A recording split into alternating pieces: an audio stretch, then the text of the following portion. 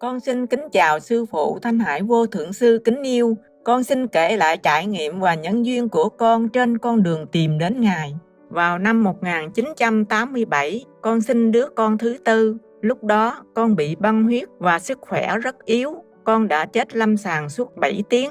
Bác sĩ nói chuyển con xuống nhà xác của bệnh viện. Nhưng người nhà con xin cố đợi thêm xem con có tỉnh lại không. Con nghe một tiếng nổ lớn và hồn con ra khỏi xác. Con đi đến nơi có nhiều người rất đẹp, ánh sáng rực rỡ. Họ đang hái trái cây và vui đùa. Con nhìn xuống dưới, thấy xác con đang nằm trên giường bệnh viện, xung quanh người thân đang khóc. Rồi con rơi xuống cửa địa ngục. Con nhìn thấy những cảnh hành hình rất dã man. Có người cầm sổ ghi chép. Họ nói, ai ăn thuần chay thì không bị rơi vào cảnh này. Lúc đó, con cầu xin họ cho con được sống lại vì con vừa sinh em bé và lúc còn sống con có làm từ thiện. Con hứa nếu được sống lại, con sẽ ăn thuần chay. Rồi con thấy ánh sáng chói lóa trước mặt. Con thấy một người phụ nữ mặc đồ trắng, đầu đội mấn và khăn trắng, như hình Quan Thế Âm Bồ Tát, vẫy tay cho con bay lên. Sau này, khi gặp và tu hành theo sư phụ, con mới nhận ra người cứu con hôm đó chính là sư phụ. Ngón tay con hơi cử động, người nhà con gọi bác sĩ và con đã sống lại. Sau đó, con bắt đầu ăn thuần chay và tìm con đường tu hành.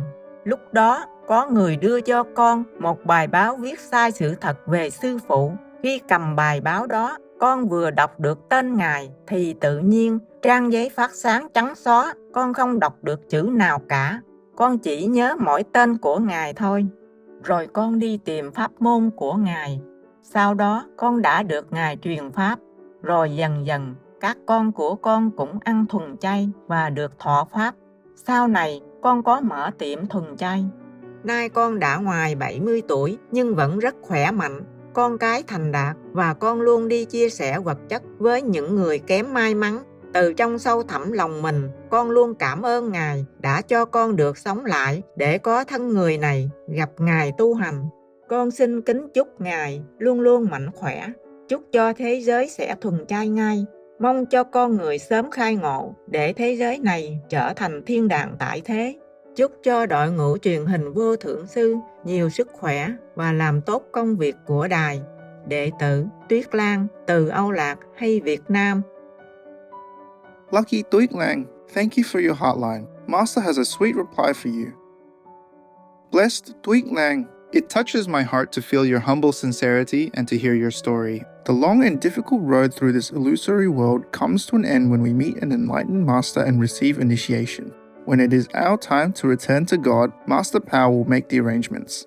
The circumstances that led you to the spiritual road were extraordinary, and it is wonderful that you made the most of the situation, positively transforming yourself and your family members. Your children are indeed fortunate to have a mother like you. Keep practicing well together so that your family shines as a beacon of light to help others find their way to God. May you and the charming people of Olac or Vietnam be awakened to the glorious God nature within by the grace of the United Three Utmost Powerful. My love is always with you and your dear ones, now and forever. Vegan, because we cannot bear to see the suffering of others.